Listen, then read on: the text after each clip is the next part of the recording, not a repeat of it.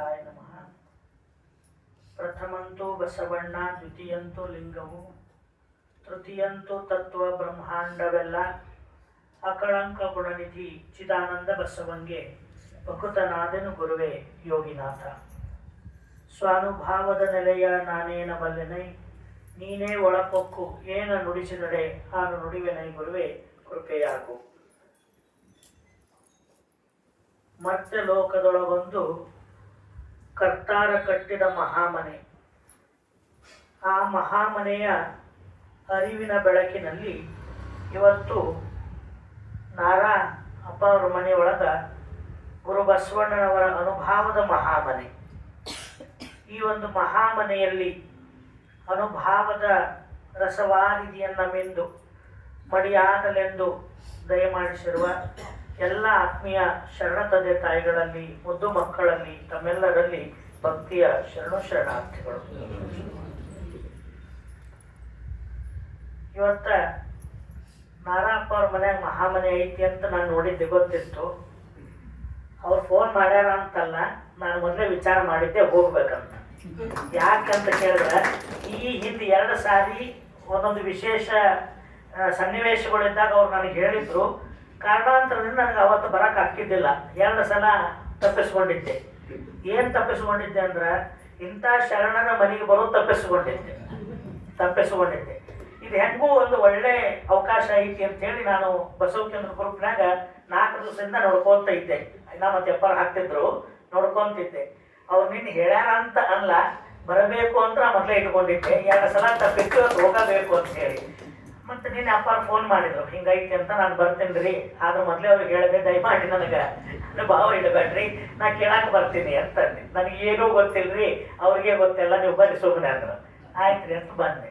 ಬರೋವಾಗ ಏನಾಯ್ತು ವಿಶೇಷ ಅಂದರೆ ಮನಸ್ಸು ತುಂಬಿ ಬಂದ್ಬಿಡ್ತೀವಿ ಅವ್ರ ಮನೆ ಮಠ ಬರೋತನ ಅಂದ್ರೆ.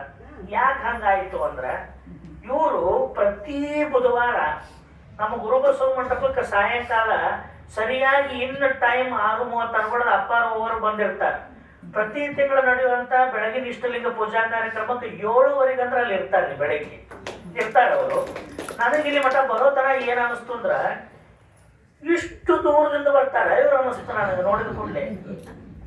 ಎಷ್ಟು ದೂರ ಐತಂದ್ರೆ ನಾನು ಆ್ಯಕ್ಚುಲಿ 10:30 ಇಲ್ಲಿ ಬರ್ಬೇಕಂತ ಇನ್ ಟೈಮ್ ಬಂದಿದ್ದೆ. ನಮ್ಮ ಪೇಟ ಗಡ್ಡಾಡದವರಿಗೆ ಸ್ವಲ್ಪ ಇಲ್ಲಿ ಮನೆ ಹುಡುಕೋದು ಕಷ್ಟ, ಜಲ್ದಿ ಸಿಗೋದಿಲ್ಲ. ಇವ್ರ ಮನೆಯೂ ನೋಡಿದ್ದಿಲ್ಲ. ಆ ಕಡೆ ಈ ಕಡೆ ಹೋಗಿ ಆಮೇಲೆ ಇದು ದೇವಸ್ಥಾನದ ಒಂದು ಲ್ಯಾಂಡ್ ಮಾರ್ಕ್ ಕೊಟ್ಟಿದ್ರಲ್ಲ, ಅದು ಕೇಳಿದ ಕೂಡಲೇ ತಕ್ಷಣ ಆಟೋದವ್ರು ತೋರಿಸಿದ್ರು. ಬೇಗನೆ ಬಂದೆ. ಇಷ್ಟು ಬಂದಲ್ಲ ನನಗೆ ಅನಿಸ್ತು, ಇಲ್ಲಿಂದ ಅಲ್ಲಿ ಬರೋದಂದ್ರೆ ಎಷ್ಟು ಟೈಮ್ ಹಿಡಿತೈತಿ ಅಂತಂದು ಇನ್ ಟೈಮ್ ಯಾವುದೇ ನೆಪಗಳು ಇಲ್ಲದೆ ಒಂದು ಬುಧವಾರನೂ ತಪ್ಪಿಸ್ಕೊಳ್ಳೋದಿಲ್ಲ, ಒಂದು ಬೆಳಗಿನ ಪೂಜೆನೂ ತಪ್ಪಿಸ್ಕೊಳ್ಳೋದಿಲ್ಲ. ಮತ್ತು ಬಂದ ತಕ್ಷಣ ಮೊದಲು ಅವ್ರು ಫೋನ್ ರೆಕಾರ್ಡಿಂಗಿಗೆ ಇಟ್ಟು ಪ್ರತಿಯೊಂದು ಪ್ರವಚನವನ್ನು ರೆಕಾರ್ಡ್ ಮಾಡಿಕೊಂಡು ಅವ್ರಿಗೆ ಏನು ಅದರೊಳಗೆ ಆಳವಾಗಿ ಹೇಳೋದು ಅನುಭವ ಮಾಡಿಕೊಂಡು ಎಷ್ಟು ಆನಂದ ಪಡ್ತಾರೆ. ನಾವಿವತ್ತು ಒಂದು ದಿವಸ ಇಲ್ಲಿ ಬರ್ಬೇಕಾದ್ರೆ ದೂರ ಭಾಳ ಅನ್ಕೊಂಡು ಬರಾಕತ್ತೀವಿ. ಅವರು ಪ್ರತಿ ವಾರ ಪ್ರತಿ ತಿಂಗಳ ಇಷ್ಟು ಅಲ್ಲಿಂದ ಇಲ್ಲಿ ಮಟ್ಟ ಬರ್ತಾರಲ್ಲ, ಇದೇನು ಸಾಮಾನ್ಯವಾದದ್ದಲ್ಲ. ಇದೇನು ತೋರಿಸ್ತೈತಿ ಅಂದ್ರೆ ಅವರೊಳಗಿರುವಂಥ ಬಸವನಿಷ್ಠೆ, ಲಿಂಗನಿಷ್ಠೆ ಅದೇನು ಸಾಮಾನ್ಯವಾದದ್ದಲ್ಲ. ಯಾಕಂದ್ರೆ ಪಕ್ಕಕ್ಕೆ ಇದ್ರೂ ಬರ್ಲಾರ್ದವರು ಅದಾರ ಈಗಿನ ಕಾಲದೊಳಗೆ. ಆದ್ರೆ ಇಷ್ಟು ದೂರದಿಂದ ಅಂದಾಜು 7 ಕಿಲೋಮೀಟರ್ ಐತ್ರಿ ಇದು. ನಮ್ಮ ಬಸವ ಮಂಟಪದಿಂದ 7 ಕಿಲೋಮೀಟರ್. ಇಷ್ಟು 7 ಕಿಲೋಮೀಟರ್ ವ್ಯಾಪ್ತಿ ಬಂದು ಹೋಗೋದು ಇಷ್ಟು ದೂರದವರೆಗೆ ನೋಡಿದ್ರೆ ನನಗೆ ಭಾಳ ಸಂತೋಷ ಆಯಿತು. ಇಂಥ ಒಂದು ಬಸವನಿಷ್ಠೆ ಅವರೊಳಗಿರುವಂಥದ್ದು ನಮಗೆಲ್ಲ ಭಾಳ ಮಾದರಿಯಾಗಿರುವಂಥದ್ದು.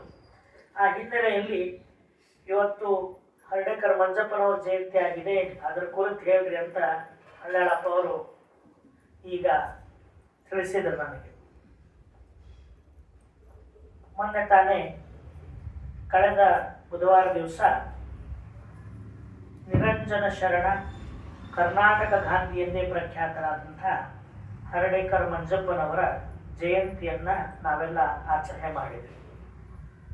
ಬಹುತೇಕ ಇವತ್ತಿನ ದಿವಸ ನಾವೆಲ್ಲ ಲಿಂಗಾಯತ ಧರ್ಮ, ವಚನಶಾಸ್ತ್ರ, ಈ ವಚನಶಾಸ್ತ್ರದೊಳಗಿರ್ತಕ್ಕಂಥ ತಾತ್ವಿಕ ವಿಚಾರಗಳ ಕುರಿತು, ಬಸವಾದಿ ಪ್ರಮುಖರ ಚಾರಿತ್ರಿಕ ಐತಿಹಾಸಿಕ ವಿಚಾರಗಳ ಕುರಿತು ಏನಾದರೂ ಚಿಂತನೆ ಮಾಡ್ತೀವಿ ಅಂದರೆ ಇದರ ಹಿಂದೆ 3 ಜನ ಗುರುಲಿಂಗ ಜಂಗಮ ಸ್ವರೂಪಿಗಳ ಅದ್ಭುತವಾಗಿರ್ತಕ್ಕಂಥ ಒಂದು ಶ್ರಮ ಇದೆ.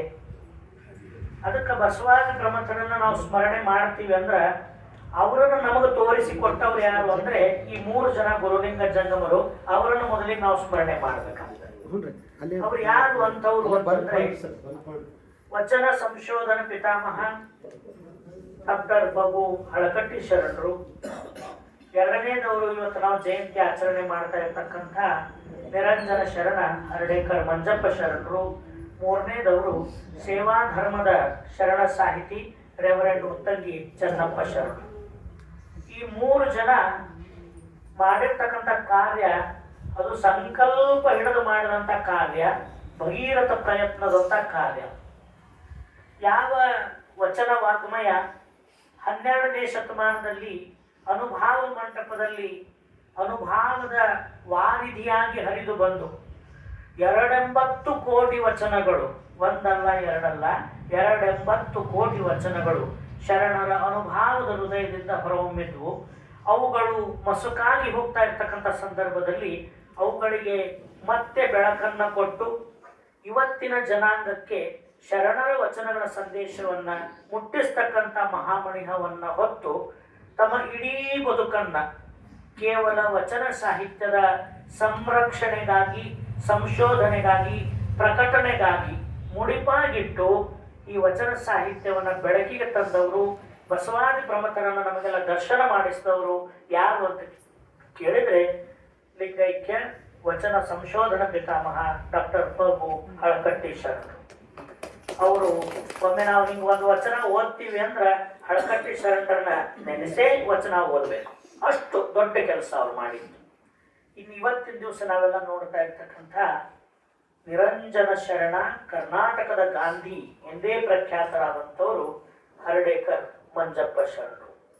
ಹರ್ಡೇಕರ್ ಮಂಜಪ್ಪ ಶರಣರು ಅಂದ ತಕ್ಷಣ ನಮಗೆಲ್ಲ ನೆನಪಾಗ್ತಕ್ಕಂಥದ್ದು ಏನು ಅಂದರೆ, ಯಾವ ಗುರು ಬಸವಣ್ಣನವರ ಜಯಂತಿಯನ್ನ ಸಾರ್ವಜನಿಕವಾಗಿ ಅಚ್ಚುಕಟ್ಟಾಗಿ ಒಂದು ಮಿತಿಯನ್ನು ಹಿಡಿದು ಆಚರಣೆ ಮಾಡತಕ್ಕಂಥ ಒಂದು ಶಿಸ್ತನ್ನು ತರಬೇಕಾದ್ರೆ ಇಂಥ ಒಂದು ಪ್ರಯತ್ನಕ್ಕೆ ಮೊಟ್ಟ ಮೊದಲಿನ ಒಂದು ಅಡಿಪಾಯವನ್ನು ಹಾಕಿದವರು ಯಾರು ಅಂದರೆ ಹರ್ಡೇಕರ್ ಮಂಜಪ್ಪ ಶರಣರು. ಅವರ ಕುರಿತು ಈಗಾಗಲೇ ನಮಗೆಲ್ಲ ಗೊತ್ತಿದೆ. ಆದರೂ ಕೂಡ ಮತ್ತೆ ಮತ್ತೆ ಪ್ರತಿ ವರ್ಷ ಅವರ ಸ್ಮರಣೆಯಲ್ಲಿ ಅವರ ಇಡಿಯಾಗಿರ್ತಕ್ಕಂಥ ಬದುಕಿನ ಪ್ರಮುಖವಾದ ವಿಚಾರಗಳನ್ನು ನಮ್ಮ ಸ್ಮರಣೆಗೆ ತಂದುಕೊಳ್ಳುವಂಥದ್ದು. ಯಾಕಂತ ಕೇಳಿದ್ರೆ, ಒಂದು ಕಡೆ ಮಧ್ಯ ಮಾಯಿ ದೇವರು ಶಿವಾನುಭವ ಶತಕದಲ್ಲಿ ಒಂದು ಮಾತು ಹೇಳ್ತಾರೆ, ಮಹಾತ್ಮರಂ ನೆನೆಯುವುದೇ ಘನ ಮುಕ್ತಿ ಪದಂ ಶಿವಾಧವ. ಮಹಾತ್ಮರನ್ನ ನೆನೆಯುವುದು, ಮಹಾತ್ಮರನ್ನ ಸ್ಮರಣೆ ಮಾಡುವುದು, ಯಾರ ಬದುಕು ಈ ಜಗತ್ತಿಗೆ ಒಂದು ಬೆಳಕಾಗಿದೆಯೋ ಅವರನ್ನ ಸ್ಮರಣೆ ಮಾಡುವುದೇ ನಮ್ಮೆಲ್ಲರ ಬದುಕಿಗೆ ಘನಮುಕ್ತಿ ಪದ, ಭವ್ಯ ಭಾಗ್ಯ. ಅಂಥವರನ್ನ ಸ್ಮರಣೆ ಮಾಡೋದು ಅಂದ್ರೆ ಅವರ ಆದರ್ಶಗಳನ್ನ ನಮ್ಮ ಬದುಕಿನಲ್ಲಿ ಒಂದಿಷ್ಟು ಪ್ರಯತ್ನ ಪೂರ್ವಕವಾಗಿ, ಪ್ರಾಮಾಣಿಕವಾಗಿ ನಮ್ಮಲ್ಲಿ ಅವರನ್ನು ಅಳವಡಿಸಿಕೊಳ್ಳಿಕ್ಕೆ ಪ್ರಯತ್ನ ಮಾಡುವಂಥದ್ದು. ಈ ಮುಖಾಂತರವಾಗಿ ಅವರ ಜಯಂತಿ ಮಾಡೋದಕ್ಕೂ ಕೂಡ ಒಂದು ಸಾರ್ಥಕತೆಯನ್ನ ತಂದುಕೊಳ್ಳುವಂಥದ್ದು. ಹರ್ಡೇಕರ್ ಮಂಜಪ್ಪನವರ ಕುರಿತು ಹೇಳೋದಾದ್ರೆ, ತಮಗೆಲ್ಲ ತಿಳಿದಿದೆ ಅವರೊಬ್ಬ ದೇವದಾಸಿಯ ಪುತ್ರ. ಇವರೇ ಅವರಿಗೆ ತಂದೆ, ಇವರ ತಾಯಿ ಅಂತ ಹೇಳಲಿಕ್ಕೆ ಯಾವುದೇ ಕುರುಹುಗಳಿಲ್ಲ. ಒಬ್ಬ ದೇವದಾಸಿಯ ಮಗನಾಗಿ ಸಮಾಜದಿಂದ ಸಂಪೂರ್ಣ ತಿರಸ್ಕೃತವಾಗಿರ್ತಕ್ಕಂಥ ದೃಷ್ಟಿಗೆ ಒಳಗಾಗಿ ಬೆಳೆದಂಥವರು. ಇಂಥವರು ಆ ಒಂದು ಸಾಮಾಜಿಕವಾಗಿರ್ತಕ್ಕಂಥ ಸಂದರ್ಭಗಳಲ್ಲಿ ಯಾರನ್ನ ಒಬ್ಬ ದೇವದಾಸಿಯ ಮಗನನ್ನ ಸಮಾಜದ ಮುಖ್ಯವಾಹಿನಿಯಿಂದ ಹೊರಗಿಟ್ಟಿರತಕ್ಕಂಥ ಸಂದರ್ಭದಲ್ಲಿ ಅವರಿಗೆ ಗುರು ಬಸವಣ್ಣನವರ ಒಂದು ವಚನ ಇಡಿಯಾಗಿರ್ತಕ್ಕಂಥ ಅವರ ಬದುಕಿಗೆ ಒಂದು ಹೊಸ ಮನ್ವಂತರವನ್ನು ತಂದುಕೊಡುತ್ತದೆ. 12ನೇ ಶತಮಾನದ ಕಾಲದಲ್ಲಿಯೇ ಇಂಥವರಿಗೂ ಕೂಡ, ಇಂಥವರ ಬದುಕಿಗೂ ಕೂಡ ಬೆಳಕನ್ನು ಕೊಡಬೇಕು, ಅವರಿಗೂ ಕೂಡ ಸಮಾಜದಲ್ಲಿ ಬದುಕೋ ಹಕ್ಕಿದೆ ಅನ್ನೋದನ್ನ ಪ್ರತಿಪಾದನೆ ಮಾಡತಕ್ಕಂಥ ವಚನವನ್ನ ಗುರು ಬಸವಣ್ಣನವರು ಅವತ್ತೇ ಬರೆದಿಟ್ಟಿದ್ರು. ಅದೇ ವಚನ ಸ್ವತಃ ಯಾರಿಗೆ ಸಿಕ್ತು? ಹರ್ಡೇಕರ್ ಮಂಜಪ್ಪನವರಿಗೆ ಸಿಕ್ತು. ಅದು ಯಾವ ವಚನ ಸಿಕ್ತು ಅಂದ್ರೆ, ದಾಸಿ ಪುತ್ರನಾಗಲಿ ವೇಶ್ಯಾಪುತ್ರನಾಗಲಿ, ದಾಸಿ ಪುತ್ರನಾಗಲಿ ವೇಶ್ಯಾಪುತ್ರನಾಗಲಿ ಶಿವ ದೀಕ್ಷೆಯಾದ ಬಳಿಕ ಸಾಕ್ಷಾತ್ ಶಿವನೆಂದು ನಂಬಿ ಪೂಜಿಸಿ ಪಾದೋದಕ ಪ್ರಸಾದವ ಕೊಂಬುದೇ ಯೋಗ್ಯ. ಎಂಥ ಮಾತಿದು. ಯಾವ ಒಂದು ಸಾಮಾಜಿಕ ವ್ಯವಸ್ಥೆ ಯಾರ್ಯಾರನ್ನ ದೂರಿಟ್ಟಿತ್ತಲ್ಲ ಅವರನ್ನ ಒಂದು ಮುಖ್ಯವಾಹಿನಿಗೆ ತಂದುಕೊಂಡು ಅವರನ್ನೂ ಕೂಡ ಮಾನವೀಯತೆಯ ದೃಷ್ಟಿಯಿಂದ ಬದುಕಲಿಕ್ಕೆ ಅವಕಾಶ ಕೊಡಬೇಕಾದ್ರೆ ಸುಮ್ಮನೆ ಕೊಡಕ್ ಬರಲ್ಲ. ಅದಕ್ಕೊಂದು ಕಟ್ಟಳೆ ಇಟ್ಟರು ಬಸವಣ್ಣನವರು, ಶಿವದೀಕ್ಷೆ. ಶಿವದೀಕ್ಷೆ. ಎಲ್ಲರೂ ಸಮಾನರು. ಯಾರು ಸಮಾನರು? ಅಂಗದ ಮೇಲೆ ಲಿಂಗ ಧರಿಸಿ ಶಿವದೀಕ್ಷೆಗೆ ಒಳಗಾದವರು ಎಲ್ಲರೂ ಸಮಾನರು.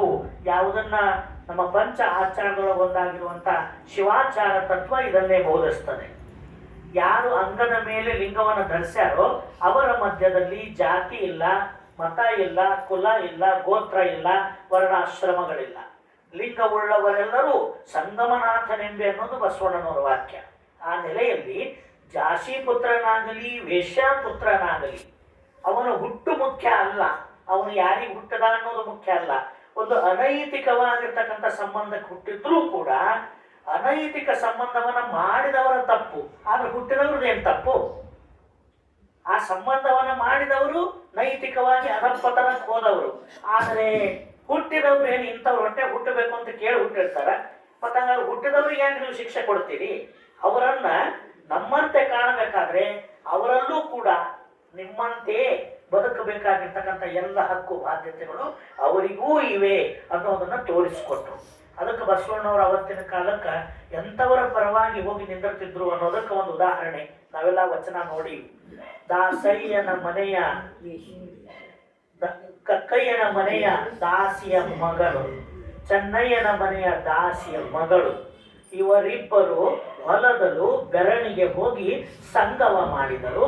ಅವರಿಬ್ಬರಿಗೆ ಹುಟ್ಟಿದ ಮಗ ನಾನು, ಕೂಡಲ ಸಂಗಮ ದೇವ ನೀವು ಸಾಕ್ಷಿಯಾಗಿ. ಯಾರು ಹೊಲದಲ್ಲಿ ಬೆರಣಿಗೆ ಹೋಗಿ ಸಂಗಮ ಮಾಡಿದ್ರು ಅವರಿಗೆ ಹುಟ್ಟಿದ ಮಗ ನಾನು ಅಂತ ಹೇಳಬೇಕಾದ್ರೆ ಇದೇ ಭಾವದಲ್ಲಿ ದಾಸಿ ಪುತ್ರನಾಗಲಿ ವೇಶ್ಯ ಪುತ್ರನಾಗಲಿ